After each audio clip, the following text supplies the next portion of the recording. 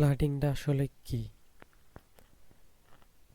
ধরুন আপনার কাছে একটা নিউজ আছে যেটা আপনি সবাইকে জানাতে চান, তাহলে আপনি কি করবেন? আপনি হয়তো আপনার সব বন্ধুদের কল করবেন, কল দিয়ে সেই নিউজটা জানাই দিবেন। এতে করে কি হবে? আবার আপনার বন্ধুরা আবার তাদের বন্ধুদের সেই নিউজটা জানাই দিবে। এভাবে সবাই খবরটা জানবে। নেটওয়ার্কিংয়ে ফ্লাডিং সেমভাবে কাজ করে। একটা রাউটার যখন কোনো প্যাকেট পায় তখন সেটা তার সব পোর্টে পাঠায় দেয়। এতে করে আবার কিছু সমস্যারও তৈরি হয়, যেমন একটা প্যাকেট বারবার নেটওয়ার্কে ঘুরতে থাকে। বারবার যদি নেটওয়ার্কে ঘুরে তাহলে এই জায়গায় অনেক জ্যাম হইতে পারে।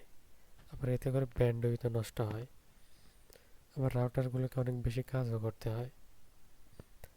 আবার ফ্লাডিংয়ের সমস্যা সমাধানের জন্য কয়েকটা ওয়ে আছে। একটা হচ্ছে হপ কাউন্টার, আর একটা হচ্ছে প্যাকেট হিস্ট্রি ইউজ করা, আর একটা হচ্ছে সিলেক্টিভ ফ্লাডিং। এখন হোপ কাউন্টারটা কিভাবে কাজ করে? আমাদের প্রত্যেকটা প্যাকেটের সাথে একটা করে হোপ কাউন্টার থাকে।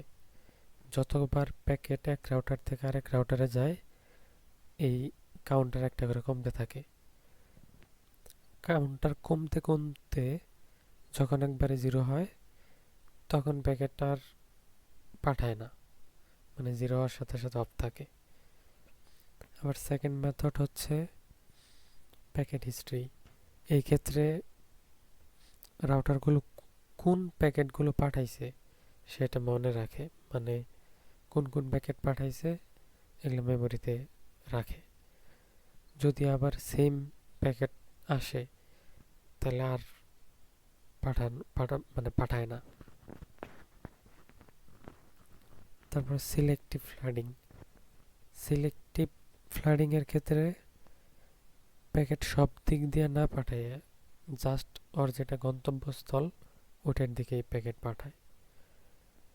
মানে এক কথায় বলতে গেলে ফ্লাডিংটা হইতেছে মানে প্যাকেট পাঠানোর একদম সহজ পদ্ধতি, কিন্তু বেশি ভালো না, কারণ এতে নেটওয়ার্কে অনেক জ্যাম হইতে পারে।